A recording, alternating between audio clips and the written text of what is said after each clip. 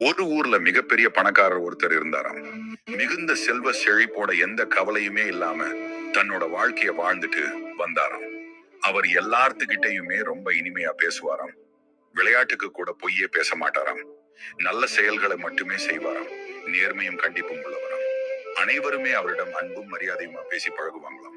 அவரோட மனைவி ரொம்ப காலத்துக்கு முன்னாடியே இறந்து போயிட்டாங்க. ஒரே ஒரு மகன் மட்டும்தான். ஒரே பையனையும் ரொம்ப நல்ல முறையில வளர்த்துட்டு வந்தாராம். ஆனா நல்லா வளர்ந்து வந்த அவரோட பையனும் திடீர்னு நோய்வாய்ப்பட்டு ஒரு நாள் இறந்தும் போயிட்டாரு. பெரியவரோட உள்ளமே உடைஞ்சு போயிருச்சு. வாழ்க்கை மேல இருந்த நம்பிக்கையும் போயிருச்சு. எதுக்குடா இந்த வாழ்க்கை, எதுக்காக இன்னும் நான் உயிரோட இருக்கணும் அப்படின்னு யாருமே தேற்ற முடியாத அளவுக்கு அவர் மனசால வருத்தத்தோட இருந்தாராம். ஒரு நாள் கடவுளிடம், எவருக்கும் நான் எந்த தீங்கும் செஞ்சதே இல்லையே, பிறரோட மனசை காயப்படுத்துற மாதிரி எந்த வார்த்தைகளையும் நான் யூஸ் பண்ணது கூட இல்லையே, கடவுளே உன்னை மறந்து நான் ஒரு நிமிஷம் கூட இருந்ததே இல்லையே, எப்பொழுதுமே உன்னோட பேரை சொல்லிட்டே இருப்பனே, அப்படி இருந்தும் என்னோட ஒரே ஒரு பையனை நீ ஏன் பறிச்சுக்கிட்ட? முதுமை பருவத்துல உடல் தளர்ந்த நிலையில இன்னும் ஓயாது உழைச்சு உயிர் வாழ்மாறு என்ன மட்டும் ஏன் விட்டு வச்சிருக்கிற? என்னையும் பேசாம உங்களோடய கூட்டிக்கோ அப்படின்னு கதறினாராம். மகன் இறந்த துன்பம் அவரை ரொம்பவுமே வாட்டி வதச்சது. இனிமேல் கோவிலுக்கு போய் சாமி கும்பிட்டு நான் என்னத்தை காண போறேன்? இனிமேல் நான் எதுக்காக கோவிலுக்கு போகணும், கடவுளை கும்பிடணும் அப்படின்னு நினைச்சு அவரு கோவிலுக்கு போறதையும் நிறுத்திட்டாரு. கடவுளை வணங்குறதையும் நிறுத்திட்டாரு. வாழ்க்கையை வெறுத்து போய் நடைபெணம் போல அவரும் வாழ்ந்து வந்தாராம். யாரிடமும் எதுவுமே பேசுறதும் இல்ல. ஒரே ஒரு வேளை மட்டும் சாப்பிடுவாராம்.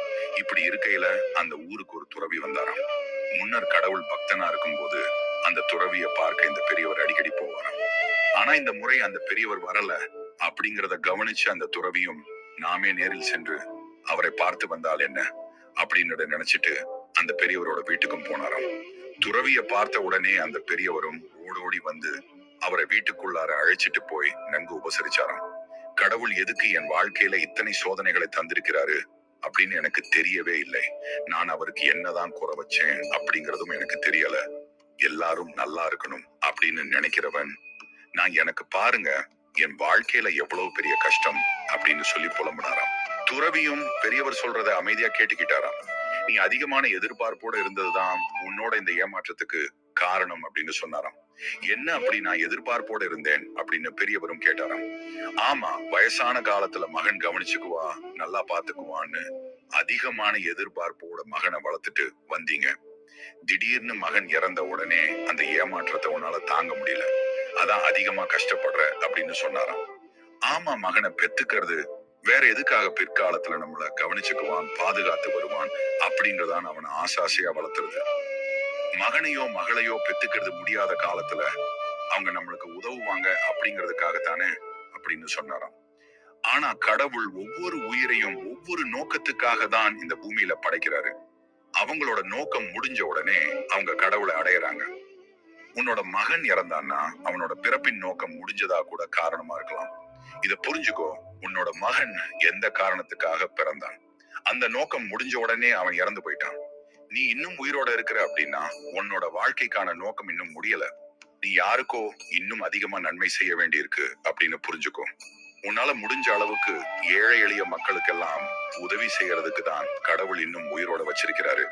இன்னும் ஏதேதோ நல்லது என் மூலமா யார் யாருக்கோ நடக்க வேண்டி இருக்குது அப்படின்னு ஒரு கணம் சிந்திச்சு பாரு. உன் துக்கம் எல்லாம் பறந்து போயிடும். கடவுளை திட்டுறதை விட்டுட்டு நாளையிலிருந்தே உன்னை இறைப்பணியில ஈடுபடுத்திக்கோ. ஆன்மீக சொற்பொழிவு, ஆன்மீக புஸ்தகங்கள் படிக்கிறது, ஏழை எளிய மக்களுக்கு உதவி செய்யறது அப்படின்னு உன்னை ஈடுபடுத்தி பாரு. வாழ்க்கை இன்னும் நல்லா இருக்கும்.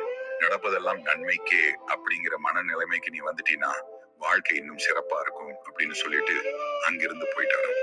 பெரியவருக்கும் சரின்னே பட்டுச்சு. அடுத்த நாள்ல இருந்தே தன்னோட பழைய வாழ்க்கையை வாழ ஆரம்பிச்சாராம்.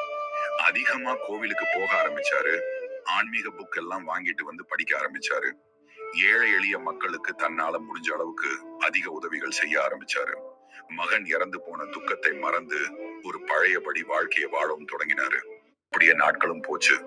ஒரு நாள் ஆன்மீக நூலை படிச்சுட்டு இருக்கும் போது அப்படியே தூங்கியும் போயிட்டாரு. அவரோட கனவுல கடவுளே வந்தாரு. நாளைக்கு உன்னோட வீட்டுக்கு வரேன் அப்படின்னு சொன்னவரு அப்படியே மறைஞ்சும் போயிட்டாரு. திடுக்கிட்டு எழுந்தவருக்கு ஒண்ணுமே புரியல. வந்தது உண்மையிலுமே கடவுள் தானா, கனவுதான் கண்டேனா, இல்ல நிஜமா நடந்துச்சா அப்படிங்கிற குழப்பமும் இருந்துச்சு. இல்ல கொஞ்ச நேரம் தூங்கி போயிட்டேன் போல கனவுதான். ஆனா கடவுள் வந்தாரே, நிச்சயமா இந்த கனவு பழிக்கும் அப்படின்னு எனக்கு தோணுது. அப்படின்னா கடவுள் நாளைக்கு என்னோட வீட்டுக்கு வரப்போறாரா?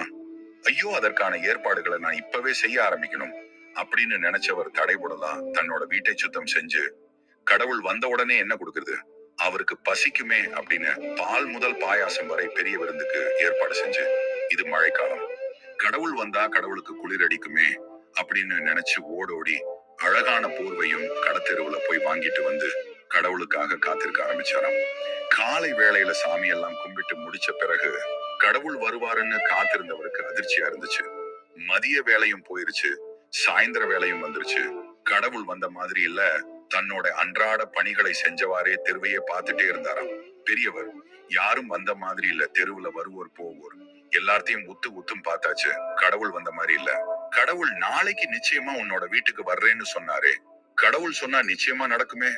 ஆனா கடவுள் ஏன் வரல? சாயந்தர வேலையும் ஆயிடுச்சு அப்படின்னு சோகத்தோட இருந்தாராம். அப்ப திடீர்னு வானம் கருத்து, காத்தடிச்சு பேய்மழை பொழிய ஆரம்பிச்சிருச்சு. இதுக்கு மேலையுமா கடவுள் வரப்போறாரு? சரி, இருட்டும் வேலை வர காத்திருப்போம்னு வாசப்படியிலேயே கொற்ற மழைய பார்த்துட்டே உட்கார்ந்திருந்தாராம். அப்ப எங்க இருந்தோ ஒரு பெண் ஒருத்தி கையில கை குழந்தையோட ஓடி வந்து சுவரோரமா ஒதுங்கி நின்னாளாம். பாவம், குளிர்ல இருவருமே நடுங்கிட்டு இருந்தாங்க. குழந்தையோ பாவம் பசியில அழுதுட்டே இருந்துச்சு. யாருமா நீ அப்படின்னு கேட்டதுக்கு, ஐயா, பக்கத்து ஊரை சேர்ந்தவ, நான் போற வழியில மழையில மாட்டிக்கிட்டேனுங்க அப்படின்னு சொன்னாலாம். அட, குழந்தைக்கு பசிக்குது பாரு அப்படிங்கறதான் வச்சிருந்த பாலை எடுத்து சூடாக்கி அந்த குழந்தைக்கு கொடுக்க சொல்லிட்டு அந்த பொண்ணுக்கு மாற்றடையும் கொடுத்தாராம். மழையும் நின்னு போயிடுச்சு. இருவருமே நன்றி சொல்லிட்டு அங்கிருந்து போயிட்டாங்க. ஒரு நாய் ஒண்ணு ஈனஸ்வரத்துல முழங்கிட்டே வந்துச்சு. அட, உனக்கும் பசிக்குதா அப்படின்னு காலையில தான் சாப்பிடுறதுக்கு வச்சிருந்த சாப்பாட்டை எடுத்து அந்த நாய்க்கு போட்டாராம். நாயும் வயிறார சாப்பிட்டு கண்ணால இவருக்கு நன்றி சொல்லிட்டு அங்கிருந்து போயிடுச்சு. அப்பிறகு ஒரு பிச்சைக்காரன் வந்தான். அந்த பிச்சைக்காரனும் குளிர்ல நடுங்கியபடியே நின்னுட்டு இருந்தான். சாப்பாடு வேணுமா? இல்லைங்க, போத்திக்கிறதுக்கு ஏதாச்சும் போர்வை இருந்தா கொடுங்க, ரொம்ப குளிரா இருக்குது அப்படின்னு கெஞ்சியபடியே கேட்டானாம். அவரும் தான் கிட்ட இருந்த போர்வையை எடுத்து அந்த பிச்சைக்காரனுக்கு கொடுக்க, அந்த பிச்சைக்காரனும் ரொம்ப சந்தோஷத்தோட வாங்கிட்டு அங்கிருந்து போயிட்டான். இனி கடவுள் வரமாட்டாரு. நள்ளிரவு வேலையும் ஆயிடுச்சு. ஆனா கடவுள் வரேன்னு சொன்னாரே, நாம ஏதாச்சும் தப்பு பண்ணிட்டோமா? இல்லையே, நான் எந்த தப்பும் செய்யவே இல்லையே அப்படின்னு நினைச்ச உடனே அவர் கண்ணுல கண்ணீராரா போச்சு. உடனே பூஜை அறைக்கு போய் ஓன்னு கதறியபடியே கடவுளை கும்பிட்டாரு. கடவுளே, நான் என்ன தப்பு செஞ்சேன்? வரேன்னு சொன்னீங்க, நான் எல்லா ஏற்பாடும் செஞ்சு வச்சிருந்தேனே, காலையில இருந்து உங்களுக்காக சாப்பிடாம காத்திருந்தேனே, ஆனா நீங்க ஏன் வரல? நான் என்ன தப்பு செஞ்சேன், ஏன் வரல அப்படின்னு கடவுளை கண்ணீரும் கம்பளையுமா வேண்டிட்டே இருந்தாராம். அப்ப பூஜை அறையோட ஒரு மூலையில சாட்சா கடவுளே காட்சி அளிச்சாராம்.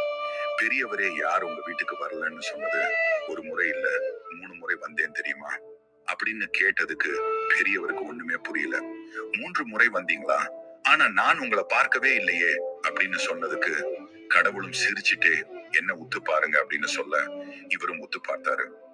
முன்னர் வந்தாங்களே அந்த ஏழை பெண்ணும் குழந்தையும் இந்த முறை பெரியவரை பார்த்து சிரிச்சாங்க. அடுத்ததா அந்த நாய் வந்து வாலாட்டி நன்றியும் சொல்லுச்சு. பிச்சைக்காரன் வந்து அவனும் நன்றியும் சொல்லி கன நேரத்துல மறைஞ்சும் போனாங்க. பெரியவருக்கு எல்லா விஷயமும் புரிஞ்சது. 3 முறை வந்தேன், பெரியவரே 3 முறையும் என்னை சிறப்பா கவனிச்சீங்க. ஏழை எளிய மக்களுக்கு செய்யற உதவிதான் கடவுளுக்கு பிடிச்ச தொண்டு. அதை நீங்க சிறப்பா பண்ணுனீங்க. உங்களோட உதவியால நான் மகிழ்ச்சி அடைஞ்சேன். இந்த பணியை மீண்டும் தொடருங்க அப்படின்னு வாழ்த்திட்டு கடவுளும் மறைஞ்சு போனாராம். பெரியவருக்கு ரொம்ப சந்தோஷம். ஏழை எளிய மக்களுக்கு அதிக உதவிகளை செஞ்சு நல்லபடியா வாழ்ந்துட்டும் வந்தாராம். யாரும் யாருக்காகவும் பிறக்கவும் இல்லை, யாருக்காகவும் இறக்கவும் முடியாது. நம்மளை விட்டு சென்றவர்களை பத்தி கவலைப்படாம 4 பேருக்கு நன்மைகள் செய்து, அதுவும் ஏழை எளிய மக்களுக்கு சரியான நேரத்திலே சரியான முறையில் உதவிகள் செய்து, நடப்பதெல்லாம் நன்மைக்கே என்ற மனப்பான்மையுடன் வாழ்ந்து வந்தாலே வாழ்க்கை சிறப்பாக இருக்கும். உதவின்னா அள்ளி அள்ளி கொடுப்பதல்ல, உங்களால முடிஞ்சதை மனசார கொடுப்பதுதான். அப்படி இல்லாத ஏழை எளிய மக்களுக்கு செய்யும் உதவிதான் உங்க பிறப்பிற்கு ஒரு அர்த்தத்தையும் கொடுக்கும், கடவுளுக்கும் பிடிக்கும். அப்படிப்பட்டவர்களுக்கு உதவுவதால் அந்த கடவுளை அடையவும் முடியும். இந்த கதை உங்களுக்கு பிடிச்சிருக்கும்னு நினைக்கிறேன். பிடிச்சிருந்தா லைக் பண்ணுங்க, சப்ஸ்கிரைப் பண்ணுங்க, ஷேர் பண்ணுங்க. மீண்டும் நல்ல கதையோட சந்திக்கிறேன். நன்றி, வணக்கம்.